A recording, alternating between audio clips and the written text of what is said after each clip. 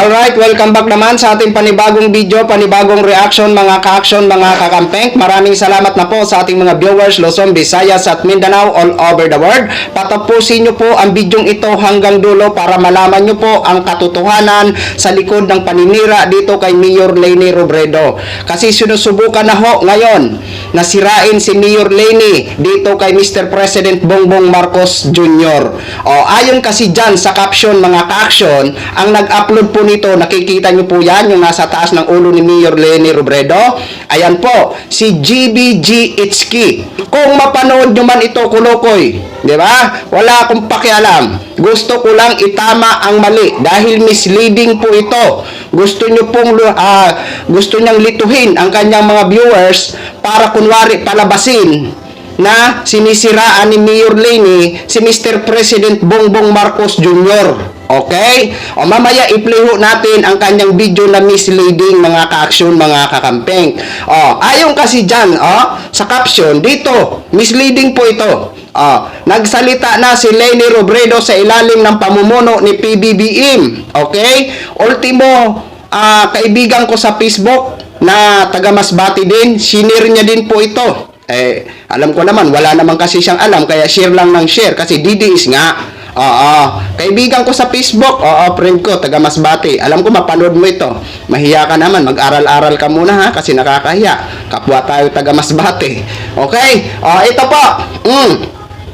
Ito po ha, tandaan nyo po, kahit puntahan nyo po ang GBG Itzki na ito, siya po ang nag-upload nito na misleading po ito. Ito, may original video po tayo na ipapanood kung saan ba talaga ang naging mensahe ni Mayor Leni Robredo. Kumpara ba kay Mr. President Bongbong Marcos Jr. ngayon or ang nakaraan.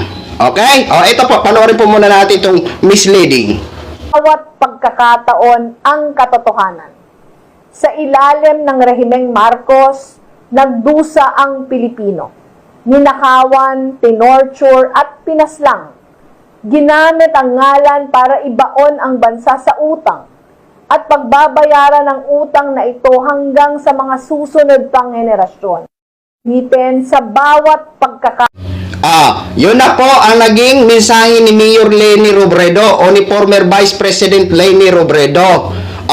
Yun po ha, narinig nyo. Yes, totoo po na may ganyang mensahe. Pero slice video po yan. At hindi po yan kay Mr. President Bongbong Marcos Jr. Hindi po yan. Misleading nga po yan. Nagsalita na si Leni Robredo sa ilalim ng pamumuno ni PBBM. Hindi po yan para kay PBBM, mga ka-action, mga kakamping. Gusto lang ho talaga nila siraan dahil hindi ho nila matanggap ang sitwasyon ngayon na ang kakamping at loyalista ay nagkakaisa para sa magandang mga programa na ni Pangulong Bongbong Marcos. Hindi ho talaga matanggap yan ng DDS, mga ka-action. Kasi kitang-kita naman po natin, mga ano yan, gusto nilang siraan si Mayor Leni Robredo. Kaya ito po, inalam natin ang katotohanan para hindi ho malito, lalong-lalo na ho ang ating mga viewers na mga loyalista dito sa ating programa. Ito po, ito ang original na sinabi ni Mayor Leni Robredo. Upload po ito ng Manila Bulletin. Credit or courtesy po sa video nyo, ma'am or sir. Please allow me to use for informative purposes only. Thank you so much. Kailan ba ito gin-upload? September 21, 2021. So, ibig sabihin, Vice President pa si Mayor Leni Robredo nito. Ano ba ang ano dito?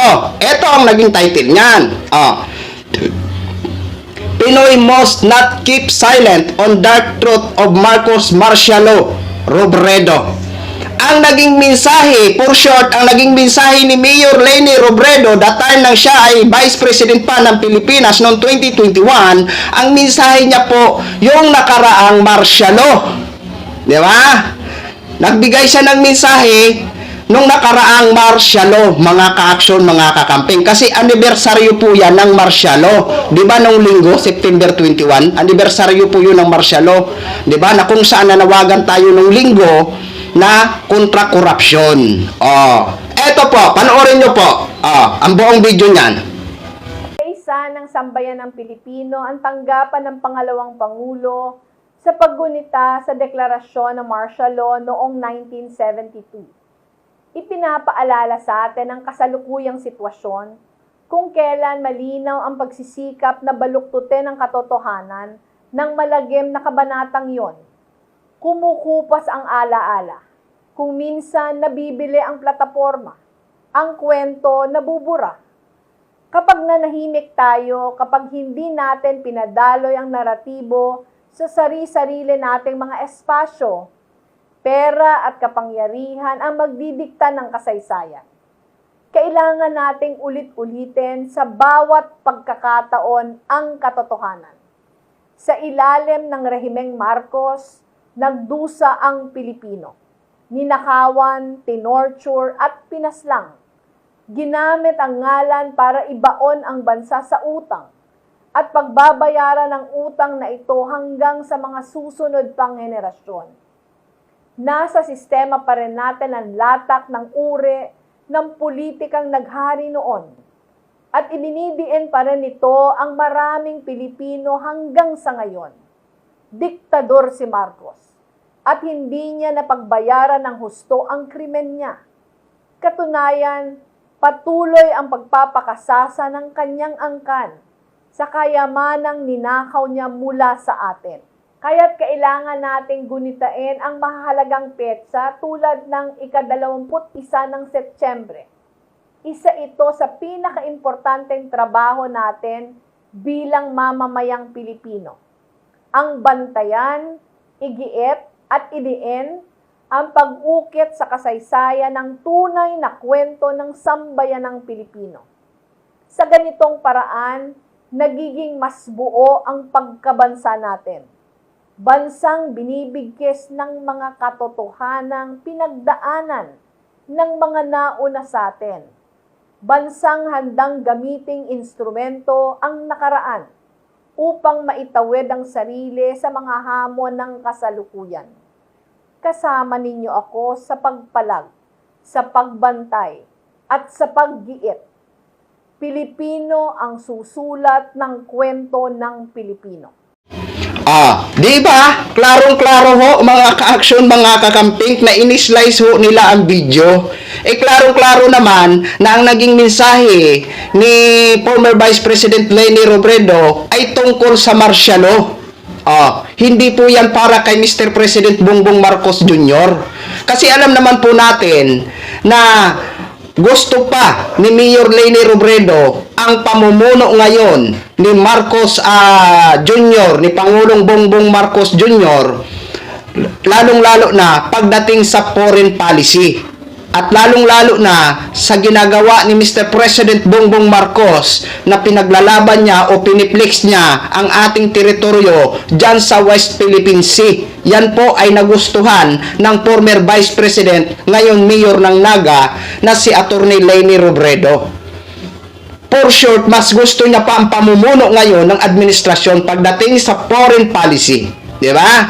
Kaya yan po yan, yung video na yan, na nagsalita na daw si Mayor Leni Robredo sa pamumuno ni PBBM, misleading po yan. Di ba? Kaya natin nililinaw dito. Di ba? Ang naging mensahe na yan ay patungkol sa anibersaryo ng martial law. At naka-upload po ang totoong video, ang original na video, September 21, 2021. Okay? Malinaw po yan, ha? Alam nyo, mga DDS, na mga content creator or vlogger, kahit siraan nyo man na siraan si Mayor Leni Robredo, hindi ho namin kayo hahayaan na magtagumpay. Aalamin at aalamin ko ang katotohanan. Di ba? Wag na po kayo mag-assume na kung ano, wag na po kayo mag-assume na magkagaranunan pa. May mga utak ang mga kakamping. Alam kung ano ang tama, suportahan kung ano ang mali. Unain. Hindi naman kami katulad nyo na kahit bukno ka na mali, ay patuloy pa rin sa pag-admire. Di ba? Yan lang ho, mga ka-action. Pakishare po ng video ito. Maraming salamat. Alright, maraming salamat po sa ating mga viewers Luzon, Visayas at Mindanao all over the world. Ako po ang inyong lingkod, si The Action Man. Have a good day, everyone.